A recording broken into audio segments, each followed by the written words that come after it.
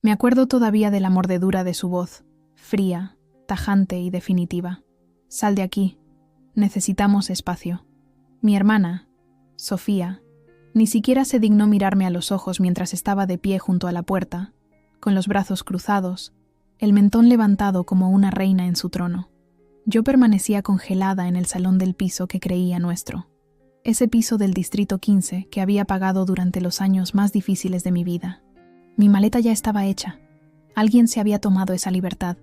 Solo me quedaba mi dignidad, e incluso ésta se desmoronaba rápidamente. Ella decía que era hora de que yo volara sola, que lo hacía por mi bien. ¡Qué bien! Acababa de ser despedida de mi puesto en BNP Paribas. Estaba ahogada en deudas de estudios, y mis ahorros eran solo un fantasma de la pandemia. Pero nadie escuchaba. Ni mis padres, cómodamente instalados en su casa en Annecy. Ni siquiera mi hermano pequeño Tomás, que evitaba mi mirada mientras pasaba junto a él, maleta en mano. Mi mundo se había derrumbado en una sola tarde, y ni siquiera tuve derecho a un verdadero adiós. Lo peor no era la traición, era el pretexto, la falsa preocupación en su voz, las frases repetidas sobre el espacio y el crecimiento personal. Actuaban como si me liberaran cuando en realidad me abandonaban. Durante días, estuve sentada en una habitación barata del Hotel Ibis en Montparnasse, mirando el papel tapiz que se despegaba, preguntándome cómo todo se había vuelto tan frío, tan rápido. Esa mañana, Sofía había entrado en mi habitación mientras yo trabajaba en mi ordenador. «Amélie, tenemos que hablar», había dicho. Yo pensaba que se trataba del alquiler, quizás de un plazo adicional ya que acababa de perder mi empleo. No esperaba una sentencia de exilio. «Entiendes, mamá y papá piensan que necesitas volar con tus propias alas. Tienes 32 años, Amélie. No es normal seguir compartiendo piso con tu hermana». Su voz era melosa, como si recitara una lección aprendida de memoria. «Pero yo pagué este piso», protesté. «Durante 3 años cuando estabas en paro, fui yo la que pagó todo». Su mirada se endureció. Fue temporal. Y además, el piso está a nombre de papá. Eso era. Nuestro padre, siempre manipulador, lo había orquestado todo. Cuando compré el piso, aún no tenía una situación estable, así que él había propuesto poner el título de propiedad a su nombre. «Para protegerte», había dicho. Ahora entendía de qué quería protegerme, de mi independencia. Intenté llamar a mis padres. «Es por tu bien», dijo mi madre con esa voz que no toleraba discusión. «Debes aprender a valerte por ti misma». ¿Valerme por mí misma? Después de haber sostenido a toda la familia durante la crisis sanitaria, después de haber renunciado a mis propios proyectos para que Sofía pudiera terminar sus estudios en Sciences Po, el dolor era insoportable. Esa misma tarde, me encontré en la acera del Boulevard Pasteur, con 2 maletas y una mochila que contenían toda mi vida. La puerta del edificio haussmanniano se cerró detrás de mí con un golpe definitivo. Miré por última vez las ventanas del 4º piso, donde había vivido estos últimos 5 años. Las cortinas ya estaban corridas. París en noviembre es implacable. La lluvia fina y helada se filtraba en mi abrigo mientras caminaba sin rumbo. Terminé refugiándome en un café en la Plaza de la République. Con las manos temblorosas, saqué mi teléfono para buscar un lugar donde dormir. Mis ahorros me permitirían aguantar unas semanas, no más. Sentada allí, frente a un café que se enfriaba, recibí un mensaje de mi prima Camila. Me enteré de lo que pasó. Es injusto. Si necesitas techo, mi sofá está disponible. Un pequeño rayo de luz en ese día oscuro. El piso de Camila, un pequeño apartamento de 2 habitaciones en Belleville, se convirtió en mi refugio durante una semana. Ella trabajaba como enfermera en el Hospital St. Louis y casi nunca estaba, dejándome el espacio para llorar, enfurecerme y finalmente reflexionar. «¿Sabes?», me dijo Camila una noche al volver de guardia. «A veces las peores traiciones nos abren las mejores puertas». Me reí amargamente. «¿Qué puerta? Ya no tengo trabajo, ni vivienda, y mi familia me ha dado la espalda». «Tienes tu cerebro», respondió simplemente. «Y tienes esa rabia. Úsala». Esa noche, acostada en su incómodo sofá, miré el techo escuchando los ruidos de la ciudad, los claxones lejanos, las risas que subían de un bar de abajo, la vida que continuaba a pesar de todo. Pensé en Sofía, probablemente cómodamente instalada en mi cama, en mis padres, que habían elegido apoyarla a ella, como siempre. Al día siguiente, empecé a buscar un estudio, algo pequeño, asequible, un punto de partida. El agente inmobiliario me mostró un cuchitril de 18 m² en el distrito 20, con vista a un muro y una ducha tan pequeña que había que contorsionarse para lavarse. «Es todo lo que le puedo ofrecer con su presupuesto», dijo encogiéndose de hombros. Firmé el contrato de alquiler el mismo día. En las semanas que siguieron, aprendí que la soledad tenía dos caras. Estaba ese dolor sordo del abandono, que a veces me despertaba en mitad de la noche, y luego estaba esa libertad nueva, extraña, casi aterradora. Nadie para juzgar mis elecciones, nadie para decirme que mis sueños eran demasiado grandes, demasiado arriesgados. Por primera vez en mi vida, solo tenía que rendir cuentas a mí misma. Y a pesar de la precariedad de mi situación, a pesar de la herida aún abierta de la traición, sentí que una semilla de algo, quizás esperanza, quizás determinación, empezaba a germinar en mí. «Ya verás, Sofía», murmuré una noche mirando las luces de la ciudad desde mi diminuta ventana. «Un día te arrepentirás de haber cerrado esa puerta. Volver a empezar nunca es tan glamuroso como en las películas». Alquilé ese diminuto estudio en Ménilmontant que olía a moho y desesperación. Mi currículum iba cada día a decenas de empresas y sobrevivía con pasta y mi orgullo.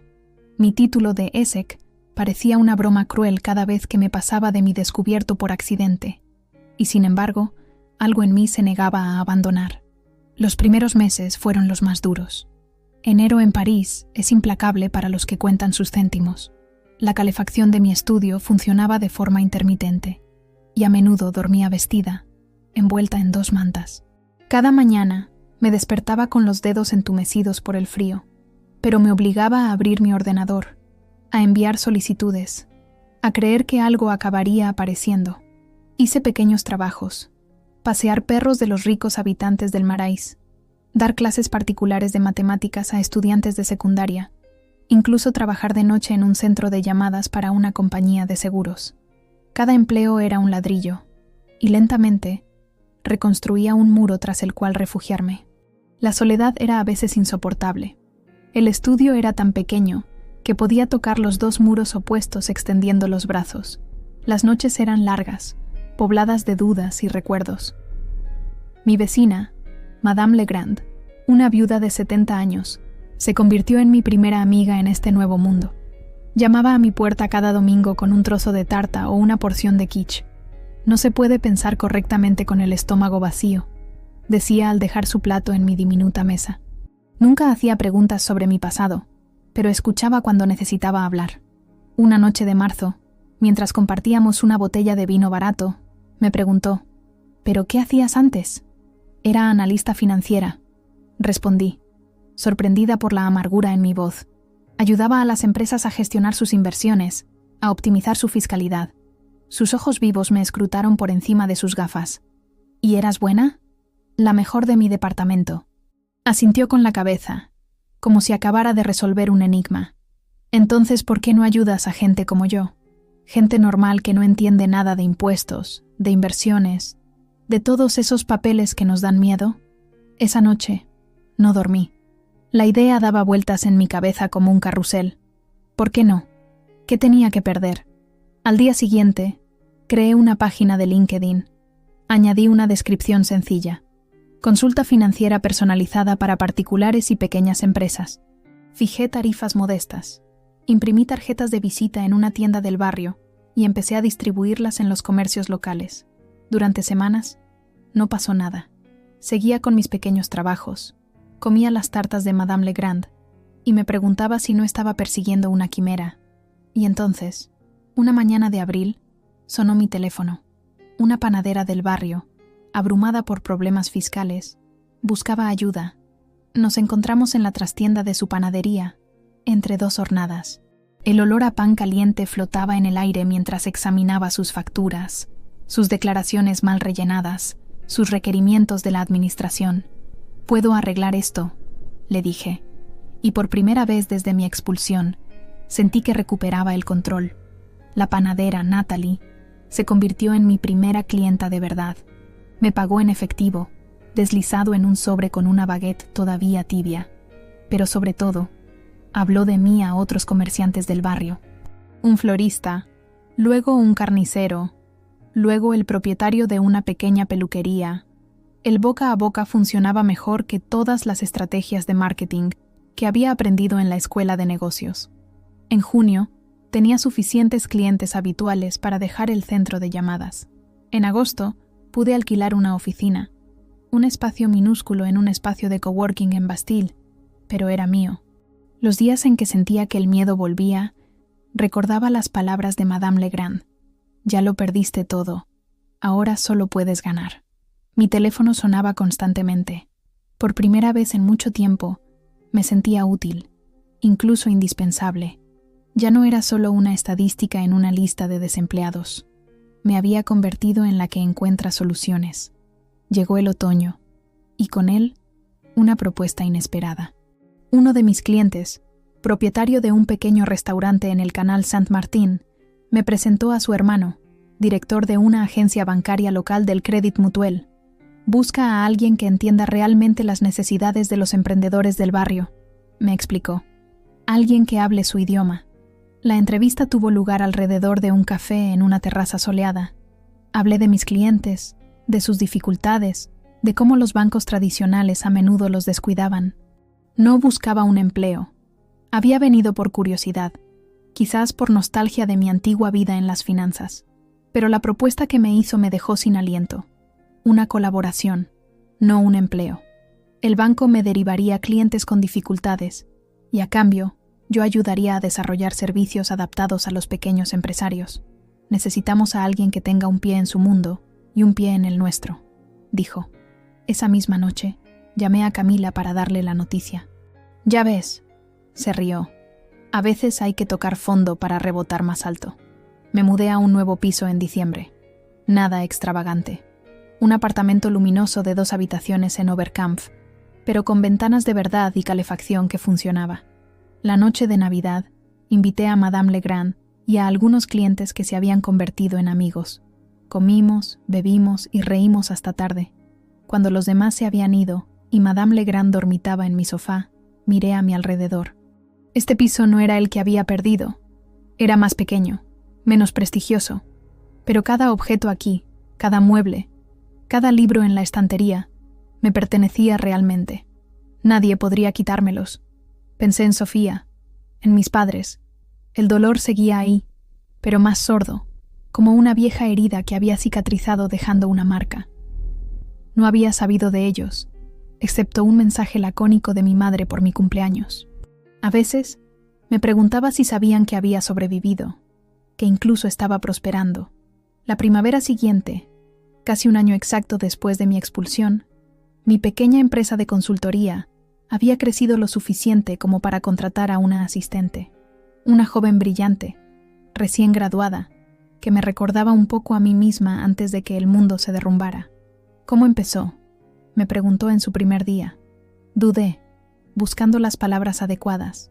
¿Cómo explicar que a veces, al perderlo todo, encuentras tu camino? Digamos que me vi obligada a saltar al vacío, respondí finalmente. Y contra todo pronóstico, aprendí a volar. Empezar un negocio nunca es sencillo, sobre todo cuando empiezas de cero. Había creado una página web básica, impreso tarjetas de visita económicas y enviado correos electrónicos a todos los pequeños comerciantes en un radio de 5 kilómetros. Durante semanas, el silencio fue mi única respuesta. Y entonces, una mañana de junio, recibí un mensaje. Una librera del barrio de la Butte aux Cailles, aplastada por impuestos impagados y recargos por demora. Françoise Dumont. Nunca olvidaré ese nombre. Una mujer de unos 50 años, con el pelo canoso corto y los ojos constantemente inquietos detrás de unas gafas de montura roja. Su librería, Les Mots Vagabonds, era uno de esos tesoros parisinos en vías de extinción. Pequeña, abarrotada, con un olor a papel y tinta que te transportaba desde el umbral. Nos encontramos en la trastienda de su librería, una habitación diminuta abarrotada de cajas de libros. Una ventana minúscula dejaba pasar la luz del sol, iluminando las partículas de polvo que bailaban en el aire. Sobre una mesa tambaleante, había apilado carpetas desgastadas llenas de facturas, avisos de impuestos y cartas de requerimiento. «Ya no sé qué hacer», me confió, con la voz temblorosa. «El banco amenaza con embargar, y la administración fiscal ya no responde a mis llamadas. Voy a perder la librería». Esta librería no era solo su medio de vida, era su legado. Su padre la había abierto en los años 60. Había acogido a escritores hoy famosos. Había sobrevivido a la llegada de las grandes cadenas y de Internet. Ahora, era su turno de luchar. Me incliné sobre sus documentos como si contuvieran los secretos del universo. Detrás de los números rojos y las amenazas administrativas, empecé a ver patrones, soluciones posibles. Françoise no era una mala gestora. Simplemente se había visto superada por los cambios en el mercado del libro y por una sucesión de problemas personales que habían acaparado su atención. «Puedo ayudarla», le dije después de varias horas de análisis, «pero no será fácil, y tendrá que confiar en mí completamente». Lloró, silenciosamente al principio, luego con sollozos que sacudían sus hombros. «Nadie me ha dicho eso en meses. Todo el mundo me aconseja cerrar, vender, abandonar». Ese día, entendí que lo que ofrecía iba más allá de los números. Era esperanza. Durante las semanas siguientes, prácticamente viví en esa trastienda. Negocié con la administración fiscal, establecí un plan de pago a plazos, reestructuré su contabilidad e incluso pasé noches vendiendo libros para entender mejor su negocio. Françoise me pagó en varias veces, sobres que contenían billetes cuidadosamente contados, siempre acompañados de un libro que pensaba que me gustaría. Este primer éxito fue como una bocanada de oxígeno después de años de asfixia.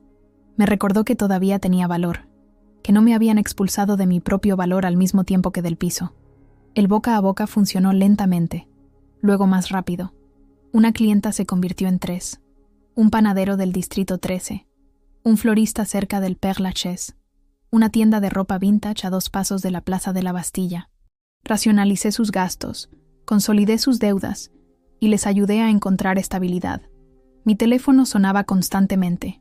Por primera vez en años, me sentía útil, incluso poderosa. Ya no me conformaba con sobrevivir. Me estaba volviendo indispensable. Françoise siguió siendo mi clienta más fiel. Su librería no solo sobrevivió, sino que empezó a prosperar de nuevo. Organizó eventos, clubes de lectura, firmas de libros. Juntas, creamos un espacio en línea para vender libros raros que atraían a coleccionistas de todo el mundo. Cada vez que entraba en su tienda, me recibía con una sonrisa cómplice y la misma frase: «Aquí llega mi salvadora».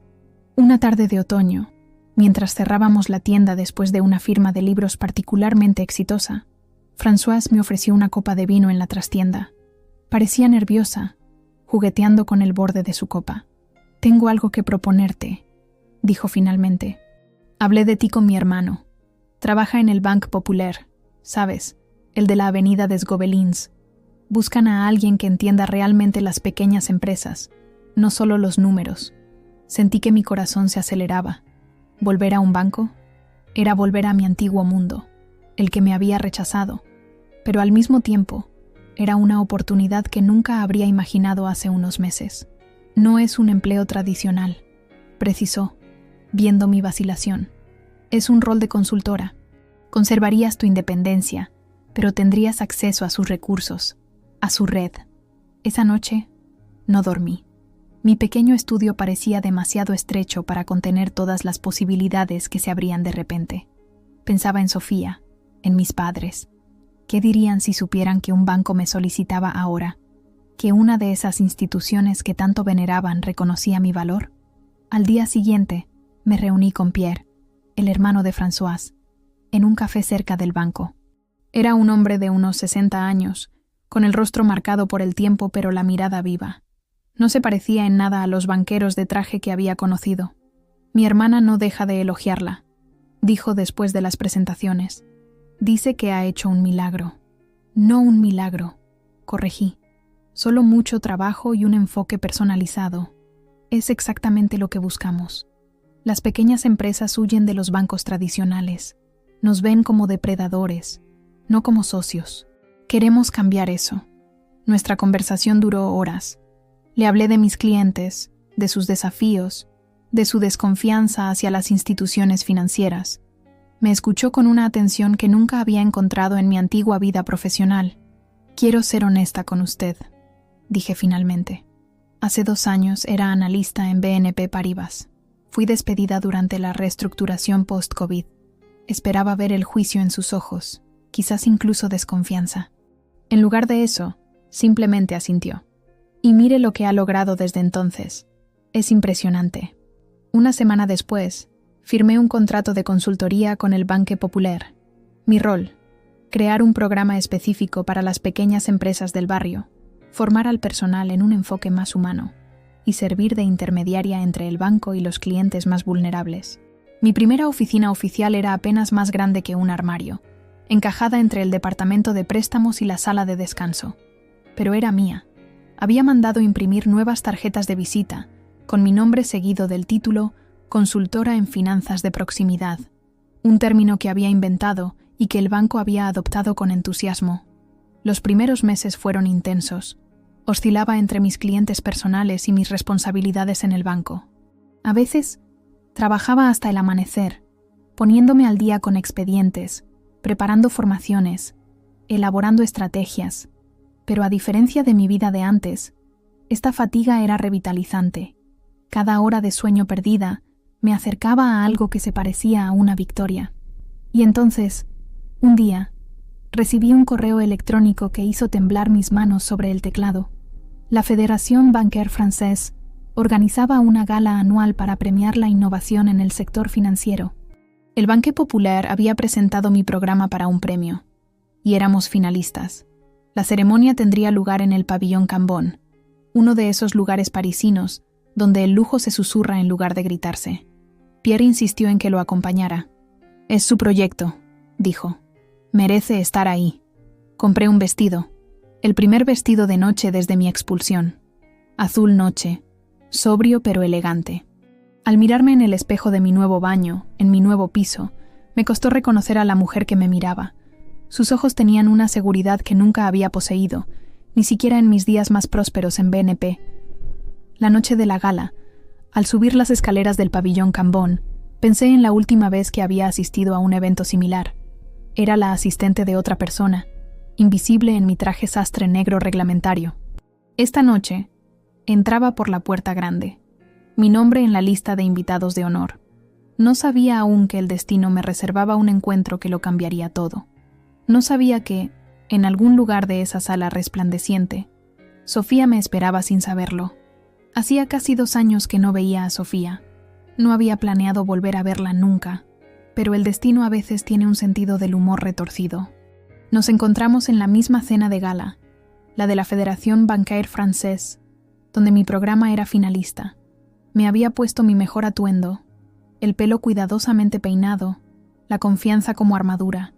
Ella estaba al otro lado de la sala, envuelta en un vestido Dior, riendo como si la palabra traición nunca hubiera cruzado sus labios.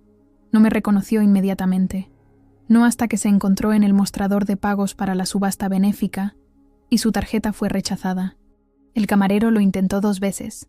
Luego le preguntó cortésmente si tenía otro medio de pago. Su sonrisa se congeló.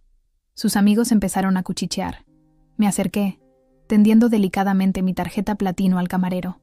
«Déjeme encargarme», dije con una sonrisa. «Es lo menos que puedo hacer. Después de todo, ahora asesoro al banco». El silencio fue inmediato y delicioso. Su rostro palideció. Agradecí al camarero y me marché, mis tacones resonando como una puntuación en una frase final. Fue Pierre quien me presentó esa noche, ignorando por completo el drama familiar que se desarrollaba ante sus ojos. Aquí está Amélie Dufresne, la arquitecta de nuestro programa Finanzas de Proximidad, que ha transformado nuestro enfoque hacia las pequeñas empresas. Había anunciado orgullosamente a un grupo de directores de banco. Sentí sus miradas evaluadoras, esos hombres con trajes oscuros que antes apenas me habrían dirigido la palabra. «¿Qué trayectoria ha seguido, señorita Dufresne?», me había preguntado uno de ellos, un CEO cuyo nombre aparecía regularmente en Les Echos. Sonreí. Una trayectoria poco convencional. Digamos que aprendí en el terreno. En ese preciso momento, divisé a Sofía. Se había quedado inmóvil, un vaso de champán a medio camino de sus labios, mirándome como si viera un fantasma. Y en cierto sentido, lo era. El fantasma de la hermana a la que había echado, la que se suponía que desaparecería en el anonimato de la precariedad. Durante la noche, navegué entre conversaciones y felicitaciones. Nuestro programa ganó el premio a la innovación social, y pronuncié un breve discurso de agradecimiento. De reojo, veía a Sofía siguiéndome con la mirada, confusa e incómoda. Solo en el postre encontró el coraje para acercarse. Todavía llevaba el mismo perfume, Coco Mademoiselle, pero ahora parecía ajeno, como perteneciente a otra vida. «Amélie», dijo, su voz apenas audible por encima de la música de la orquesta. Yo no sabía que estarías aquí». «Evidentemente», respondí con calma. «Nunca sabes dónde estoy, ¿verdad?» Esa era la idea después de todo. Su mirada vaciló. «¿Te ves bien?» «Estoy mejor que bien, Sofía. Pero no has venido a hablar de mi salud, ¿verdad? ¿Quieres saber cómo pude pagar tu puja de 10.000 euros?» Se sonrojó. «No es eso. Solo quería... Hubo un malentendido con mi tarjeta». «Qué irónico», comenté, sorbiendo mi champán. «¿Te acuerdas cuando te negaste a prestarme 200 euros para mi alquiler temporal después de echarme?» «No puedo. Es una cuestión de principio», habías dicho. «Hoy acabo de pagar 10.000 euros por tu puja. Los principios cambian, al parecer». Una camarera pasó con una bandeja. Dejé mi vaso vacío y cogí uno lleno. Sofía parecía empequeñecida. Su postura habitualmente altiva se había derrumbado. «Los padres querrían verte», dijo finalmente. «Preguntan a menudo por ti». Solté una carcajada que hizo que varias cabezas se giraran. «¿En serio? Podrían haber llamado. Mi número no ha cambiado». «No respondías». «Respondí las primeras 6 semanas. Después, dejé de esperar». Un silencio pesado se instaló entre nosotras. Las luces doradas del pabellón Cambón se reflejaban en las lágrimas que amenazaban con desbordarse de los ojos de Sofía. Por un instante, sentí una punzada de compasión. Luego recordé la lluvia fría en mi cara esa noche de noviembre, la soledad abrumadora de los primeros meses, las comidas saltadas para ahorrar cada céntimo. «Tengo que irme», dije consultando mi reloj. «Mis colegas me esperan para la foto oficial». «Amélie, por favor». Su mano rozó mi brazo. «¿Podríamos quizás... hablar? Un día podría invitarte a cenar». Miré esa mano, esas uñas perfectamente manicuradas, ese anillo de diamantes que llevaba desde su compromiso con un abogado de negocios que nuestros padres adoraban. «¿Sabes?», dije suavemente. «Durante mucho tiempo esperé este momento. Imaginaba decirte todo lo que tenía en el corazón, hacerte sentir tan miserable como yo me había sentido. Pero ahora que estamos aquí, me doy cuenta de que ya no lo necesito». Dejé mi vaso sobre una mesa. «No iré a cenar, Sofía. Ya no tengo hambre de vuestras excusas».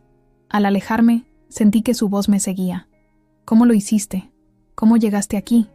Me volví una última vez. Me vi obligada a saltar al vacío. Y contra todo pronóstico aprendí a volar. Más tarde esa noche, mientras los invitados empezaban a marcharse, recibí un mensaje en mi teléfono. Era Sofía.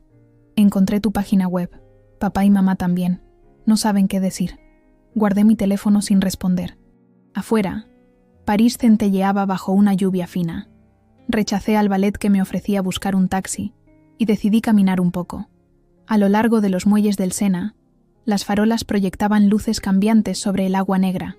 Pensaba en la joven aterrorizada que había dejado ese piso del distrito 15 con 2 maletas en la mano. Parecía tan lejana ahora, como un personaje de un libro que hubiera leído hace mucho tiempo. Mi teléfono vibró de nuevo. Esta vez era un mensaje de Pierre. «Felicidades de nuevo. El Consejo de Administración quiere verla el lunes. Tienen una propuesta que hacerle». Sonreí en la noche parisina. Mañana sería otro día, con nuevos desafíos, nuevas victorias. Y por primera vez en mucho tiempo, ya no tenía miedo del futuro. Había sobrevivido a lo peor. El resto solo podía ser un bonus. La colaboración con el Banque Populaire no había sido fácil de establecer. Meses de negociaciones, presentaciones ante inversores y noches en vela habían sido necesarios para concretar esta asociación. Pero ahora era reconocida como consultora principal para su programa de innovación social. Era el mismo banco donde Sofía se había visto rechazada para un préstamo hace años. Un rechazo que nunca había perdonado y que había desencadenado una de nuestras innumerables disputas. Este encuentro en la gala no fue solo una revancha, fue una revelación. El lunes siguiente a la gala, me presenté en la sede del Banque Populaire en la Avenida del Ópera. El edificio haussmanniano albergaba detrás de su elegante fachada oficinas ultramodernas. La secretaria me condujo directamente a la sala del consejo, donde me esperaban Pierre y otros 6 miembros del consejo de administración. Señorita Dufresne, me saludó el presidente, un hombre con sienes canosas pero la mirada viva. Su programa ha superado todas nuestras expectativas. En un año, hemos visto un retorno de la inversión del 130%, pero sobre todo, hemos recuperado la confianza de clientes que pensábamos haber perdido para siempre. Asentí con la cabeza, esperando el resto. En este mundo, los cumplidos a menudo preceden a las exigencias. Deseamos extender su programa a todas nuestras agencias parisinas, luego nacionales, continuó el presidente. Y queremos que usted dirija esta implementación, no ya como consultora externa, sino como directora de nuestra nueva división, Finanzas Solidarias e Inclusivas. La propuesta venía acompañada de un salario que habría hecho palidecer a mi antiguo empleador y de una oficina en el último piso. Pedí un tiempo para reflexionar, no por dudar, sino para saborear ese momento. 3 años antes, este mismo banco apenas me habría considerado para un puesto de analista junior. Al salir del edificio, caminé sin rumbo por los grandes bulevares, mi mente trabajando a toda máquina. La gente suponía que había heredado una fortuna o que tenía inversores adinerados. No veían las noches en que había llorado en mi coche después de reuniones con clientes. No sabían que había dormido en un colchón en el suelo para ahorrar en el alquiler. Mi éxito se construyó sobre la resiliencia, no sobre atajos. Cada victoria era personal. Cada paso adelante era una batalla. Esa noche, en mi apartamento de Oberkampf, abrí mi ordenador para consultar mis correos electrónicos. Había uno de Sofía, enviado unas horas después de nuestro encuentro en la gala. ¿Podemos hablar? Tengo tantas preguntas. Y también, disculpas, quizás. Lo dejé sin respuesta. Ya no tenía nada que demostrar. ¿El piso del que me había echado? Podría comprar 10 como ese ahora, pero no lo necesitaba. Ya tenía todo lo que importaba: dignidad, independencia y un futuro que realmente me pertenecía. Una semana después de la gala, acepté la oferta del Banque Populaire.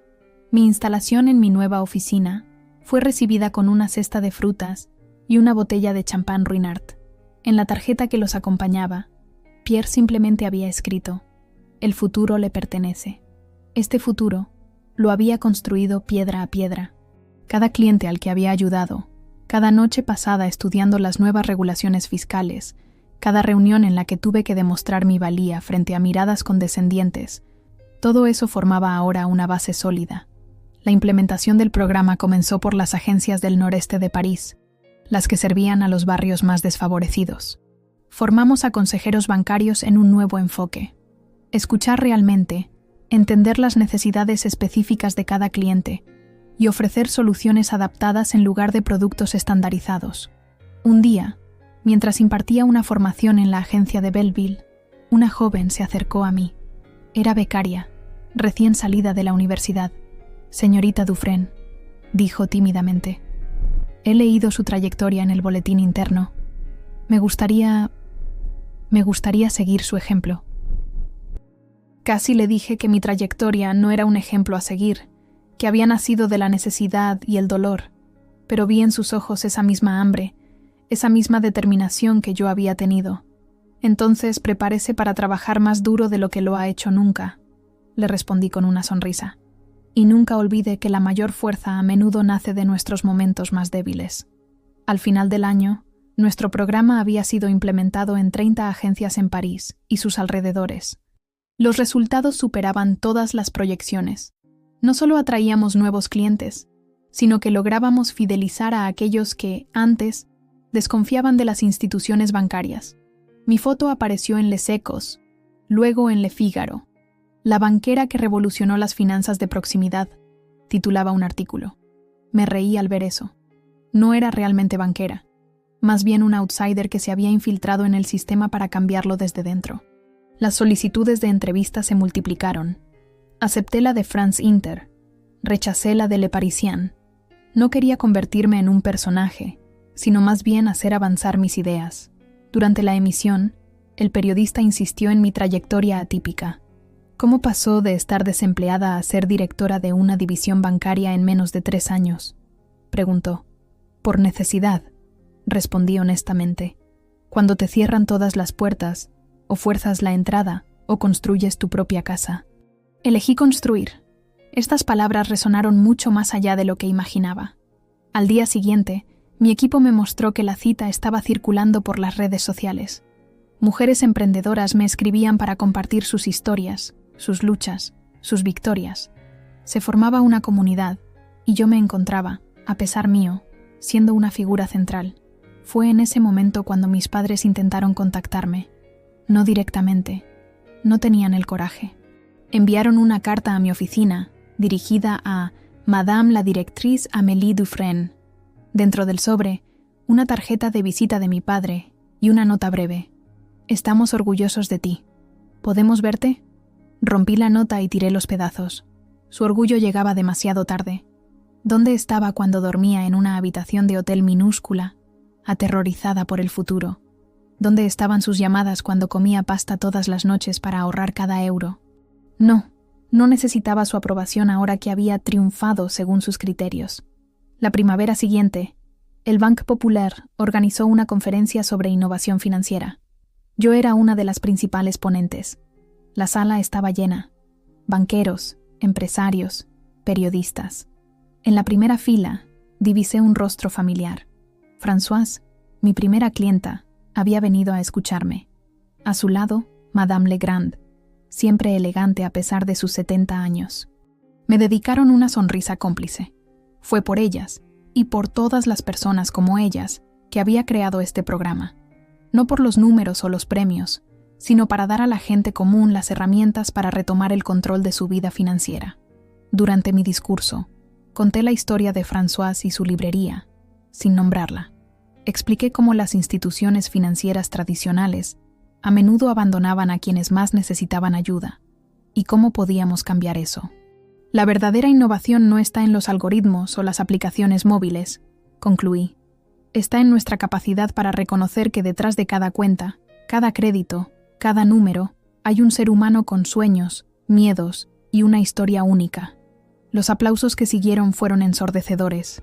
Al salir del escenario, crucé la mirada con Pierre. Asentía con la cabeza con un orgullo casi paternal.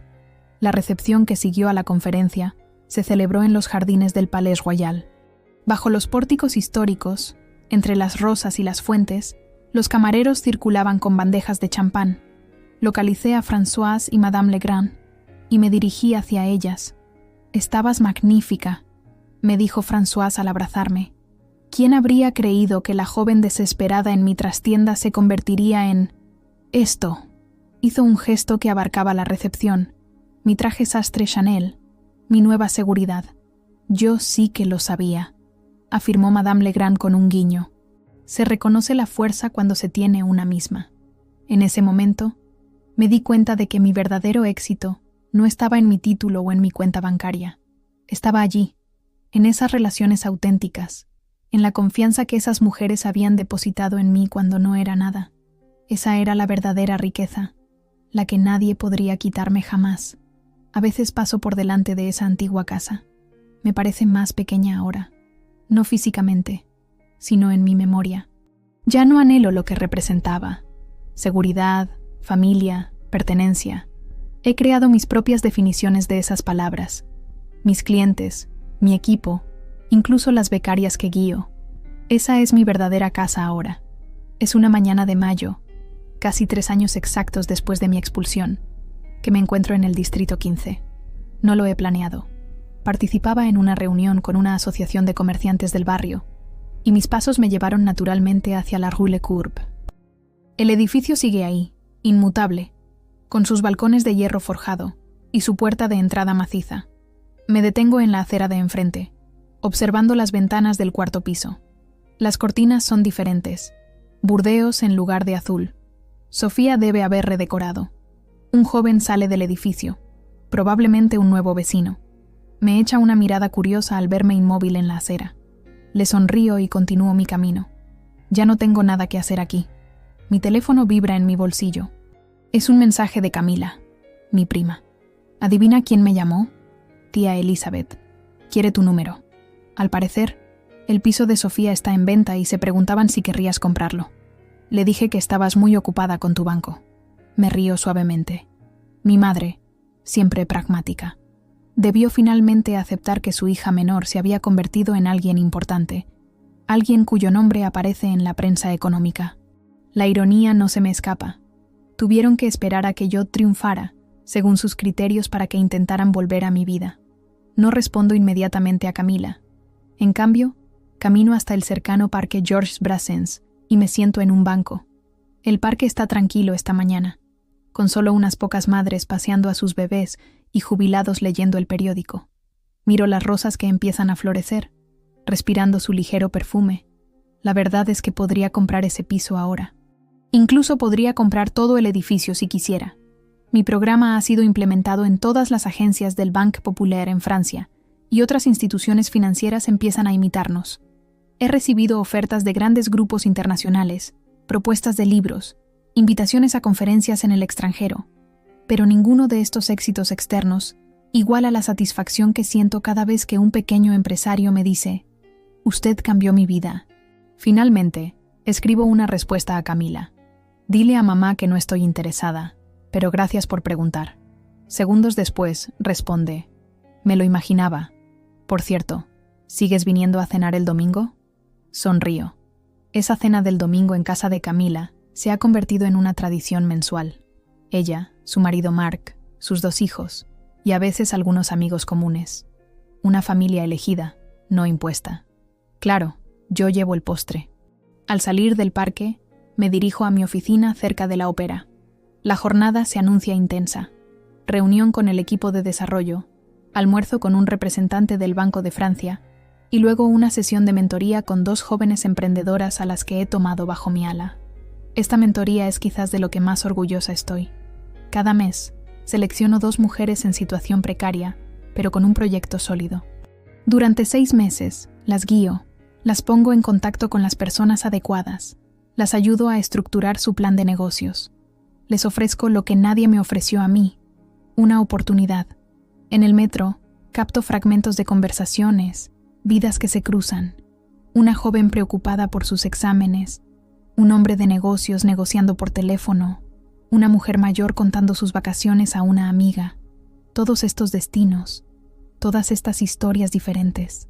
Me pregunto cuántos de ellos atraviesan una tormenta invisible, como la que yo conocí. En la estación Opera, salgo a la superficie y la luz de la primavera me deslumbra momentáneamente. El bulevar está animado, parisino hasta la médula, con sus terrazas de café ya abarrotadas a pesar de la hora temprana. En el escaparate de una librería, diviso la portada del último libro de François. Finalmente ha escrito esa novela de la que hablaba desde hace años. Otra victoria, pequeña pero significativa. En la entrada del banco, el guardia me saluda por mi nombre. En el ascensor, me cruzo con 2 colegas que me hablan de un nuevo proyecto. La jornada transcurre como estaba previsto, llena de desafíos y satisfacciones. Solo al final de la tarde, durante la sesión de mentoría, una pregunta me toma por sorpresa. Yasmín, una joven de origen argelino que lanza una empresa de moda ética, me pregunta: ¿cómo supo que estaba en el buen camino? ¿Cómo encontró el coraje para seguir adelante cuando todo parecía perdido? Dejo mi bolígrafo y reflexiono un momento. Las 2 mujeres me miran con atención, esperando una fórmula mágica, una revelación. No lo supe, respondo finalmente. No hubo un momento de iluminación en el que todo se volvió claro. Simplemente seguí avanzando, un día tras otro, porque la alternativa, abandonar, era impensable. El coraje no es la ausencia de miedo, es actuar a pesar del miedo. Asienten con la cabeza, quizás un poco decepcionadas por esta respuesta simple. Sonrío y añado: pero les diré cuándo empecé a sentir que estaba en el buen camino. Es cuando dejé de mirar atrás, cuando dejé de definirme por lo que había perdido y empecé a definirme por lo que estaba construyendo.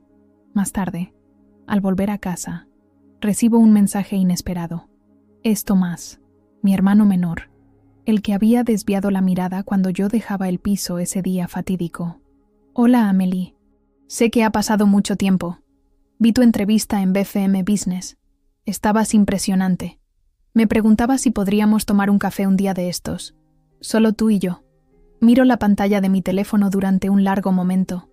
Tomás siempre ha sido el más sensible de la familia, el menos seguro de sí mismo, el que seguía la corriente por miedo a desagradar. Tenía 22 años cuando me expulsaron, aún maleable, aún prisionero de las expectativas parentales. Mi primer impulso es rechazar. ¿Por qué concederle lo que pide cuando no me defendió cuando lo necesitaba? Pero otra voz en mí, más suave, me recuerda que el rencor es una carga que ya no necesito llevar. De acuerdo. Miércoles 18 oro, en el Café de Flore. Su respuesta es inmediata, entusiasta, como si hubiera estado esperando junto a su teléfono. Perfecto. Gracias, Amelie. Hasta el miércoles. Esa noche, duermo un sueño extrañamente tranquilo. Por la mañana, al abrir mis ventanas a la animación del barrio de Oberkampf, me siento ligera. El éxito no es ruidoso. No es una bofetada o un titular en el periódico. A veces, es ese momento tranquilo en el que te das cuenta de que ya no tienes miedo. Cuando abres tu propia puerta y no necesitas el permiso de nadie para cruzarla. Llega el miércoles, y con él, el encuentro con Tomás. Lo localizo inmediatamente en una mesa del Café de Flore. Ha cambiado. Sus rasgos se han definido. Lleva una barba cuidada. Sus hombros parecen más anchos, pero sus ojos son los mismos. Ese azul indeciso que siempre ha sido suyo. Amelie, dice al levantarse para abrazarme. Le ofrezco mi mejilla. Un gesto automático, ni cálido ni frío. Tomás, te ves bien. Pedimos. Un café para mí, un té para él. Nunca le ha gustado el café. Un detalle que no he olvidado. El camarero se aleja y se instala un silencio entre nosotros. No sé por dónde empezar, admite finalmente. ¿Por el principio, quizás? Sonrío para suavizar esas palabras. No he venido para abrumarlo. Asiente con la cabeza. Fui un cobarde. Ese día, cuando te dejamos ir, debería haber dicho algo, hecho algo, pero tuve miedo. Miedo de papá, miedo de Sofía, miedo de todo, como siempre. Sus manos tiemblan ligeramente alrededor de su taza de té. De repente, me doy cuenta de que probablemente ha ensayado este discurso durante días. No pasa nada, Tomás. Fue hace mucho tiempo. Sí que pasa, insiste. Porque ese día lo cambió todo. Para ti, claro, pero también para nosotros. La casa nunca volvió a ser la misma después de que te fueras. Había esa ausencia, ese silencio. Sofía intentó hacer como si todo fuera normal, pero nada lo era. Lo observo atentamente. Hay algo nuevo en él, una seguridad tranquila, diferente a la ruidosa de Sofía o a la arrogancia de nuestros padres. ¿Qué haces ahora?, le pregunto cambiando de tema. Sonríe, aliviado quizás por esta pregunta ordinaria. Dejé la empresa de papá. Ahora soy profesor. Historia-geografía en el Liceo Voltaire. Me sorprende. Siempre habíamos pensado que Tomás tomaría el bufete de seguros de nuestro padre. Era el plan, la expectativa, la tradición. A papá no debió gustarle. Tomás se ríe suavemente. Es un eufemismo. No me habló durante 3 meses. Pero ¿sabes qué? Valió la pena. Por primera vez en mi vida, hice algo por mí, no por él. Me mira directamente a los ojos. Tú me inspiraste, Amelie. Verte reconstruir tu vida, triunfar por ti misma. Eso me dio el coraje para tomar mis propias decisiones. No esperaba eso. Disculpas, sí. Noticias de la familia, quizás. Pero no descubrir que mi hermano menor había encontrado en mi adversidad la fuerza para emanciparse. Hablamos durante horas. Del liceo donde enseña, de mis proyectos en el banco, de libros, de películas, de recuerdos de infancia que compartimos. Ni una sola vez menciona a Sofía o a nuestros padres. Es solo cuando el sol empieza a declinar que me doy cuenta de cuánto tiempo ha pasado. Tengo que irme, digo consultando mi reloj. Tengo una videoconferencia con Bruselas en 1 hora. Asiente con la cabeza. Claro, pero ¿podríamos repetir esto? ¿Un día? Sonrío, sinceramente esta vez. Me encantaría, Tomás. Al separarnos en la acera, me abraza brevemente. Gracias, murmura. Por hoy, por todo. Al caminar hacia el metro, me doy cuenta de que no me habían expulsado para hacer sitio a mi éxito. Yo era el éxito que ellos no sabían cómo manejar. Y ahora pueden mirar a través del cristal, mientras yo estoy fuera, libre, completa y por fin en paz.